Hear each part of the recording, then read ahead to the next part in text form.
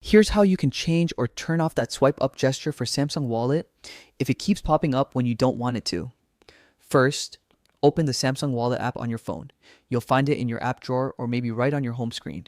Once you're in the app, tap the three dot menu in the top right corner and go into settings.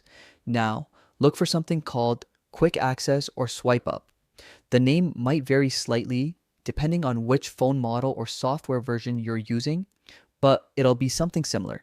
In that section, you'll see a few options for what happens when you swipe up from the bottom of the screen. You can either turn off the gesture completely or adjust when it works, like only from the lock screen or only when the screen is on. If you want, you can also manage which cards or passes appear in Samsung Wallet when the gesture is active. This is useful if you don't want your payment cards or loyalty cards showing up every time you swipe. Some phones allow you to prioritize specific cards so that only your most used ones appear first.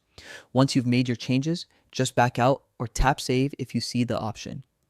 You might want to test the gesture afterward to make sure it behaves exactly how you want. That's it.